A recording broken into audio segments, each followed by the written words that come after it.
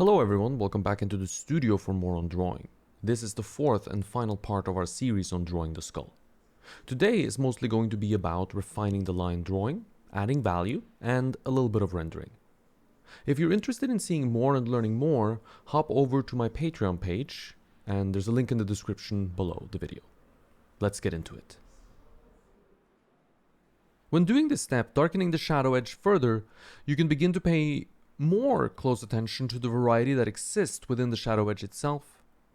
You'll find there is plenty of variety in width and breadth, in softness and hardness, and all of this helps explain what happens on the surface of the form you're describing, and now is the time to begin to look for some of that. Use words to describe the shadow edge while you observe it that helps define it for you.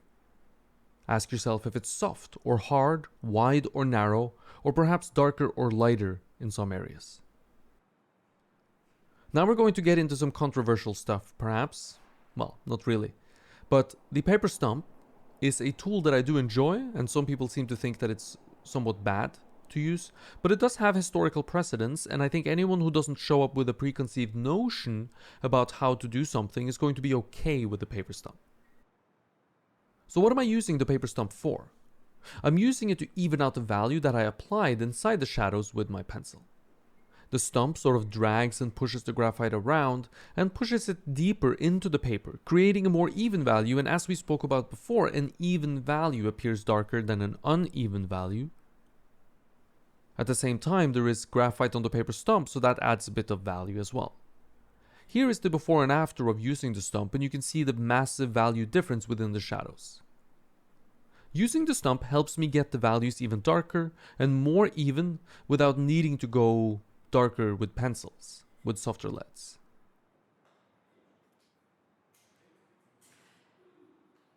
To get a darker shadow edge, now I'm going to go for a softer lead.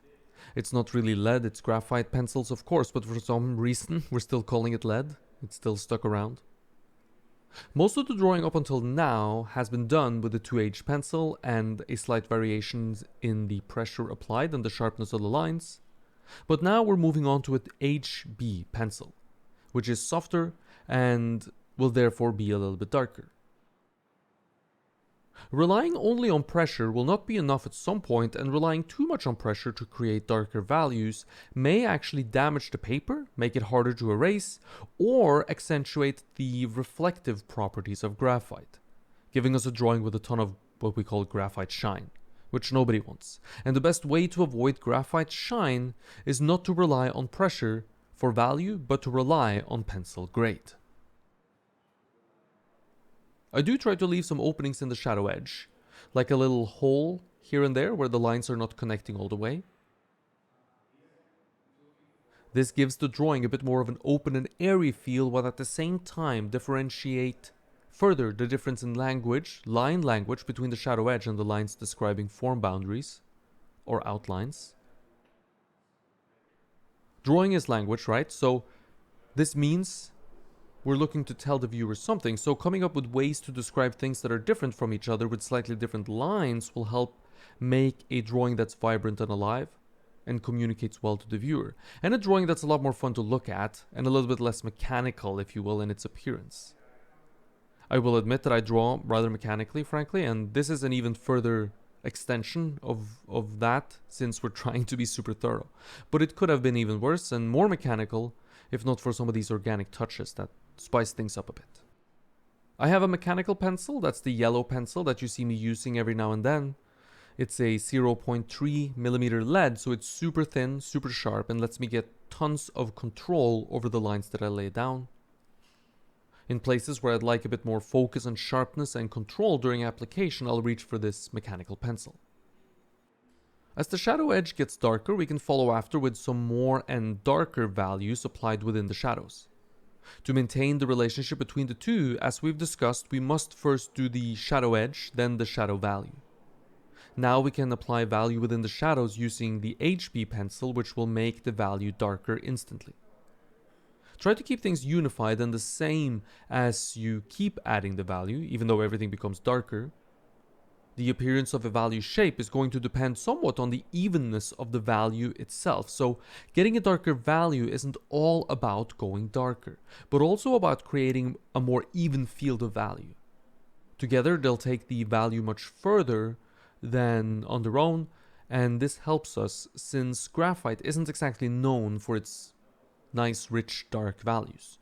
So we'll take any tip or helpful aid that we can in making the values appear a little darker.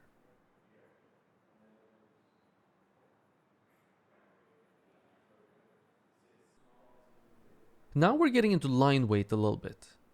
Line weight is language, and the weight of the line should describe what is happening to the form you're trying to represent. Line weight is essentially how a line appears, how thick or thin, or how soft or sharp.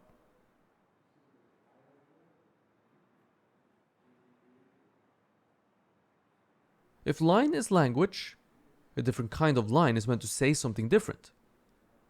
An important thing here is to remember to stay consistent, or fairly consistent at least.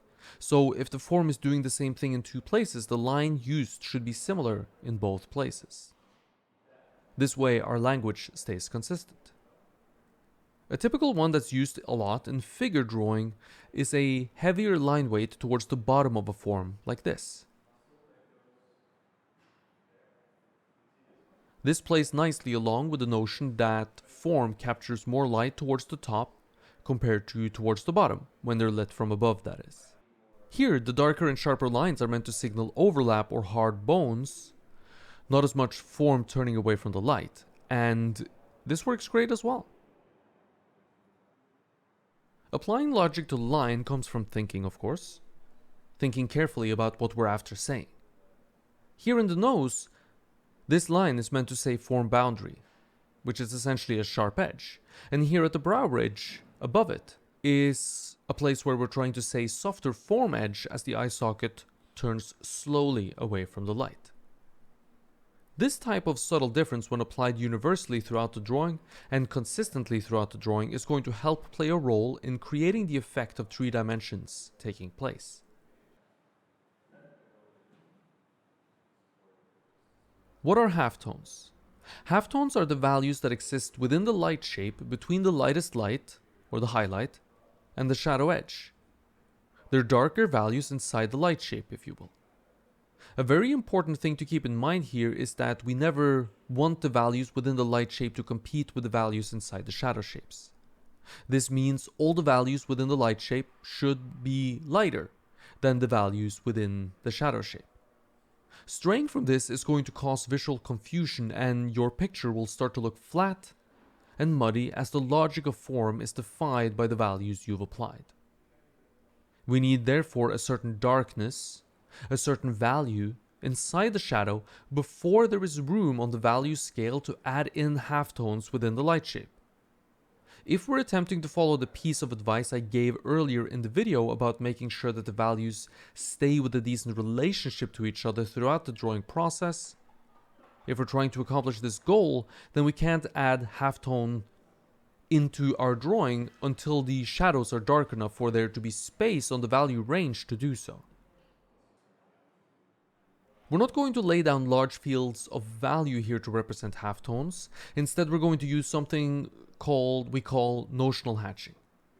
Hatch marks meant as notes in a way that should help give us hints as to what the form is doing that the hatching is meant to travel across.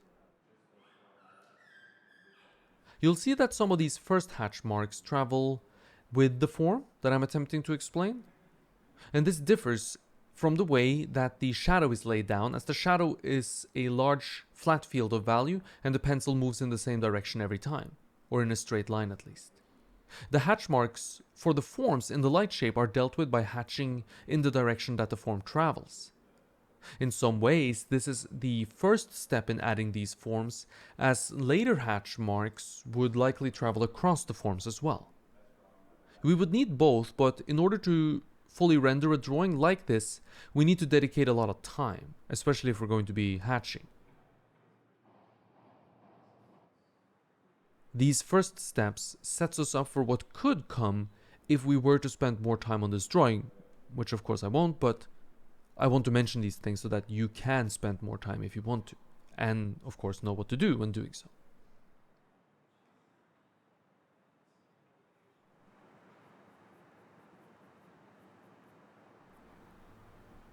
Thank you for watching until the end of the video. I hope you learned a thing or two that you can take with you into your own practice, and please consider checking out my Patreon page if you want to learn more. Please let me know what you thought about the video in the comments below, and until next time, stay creative.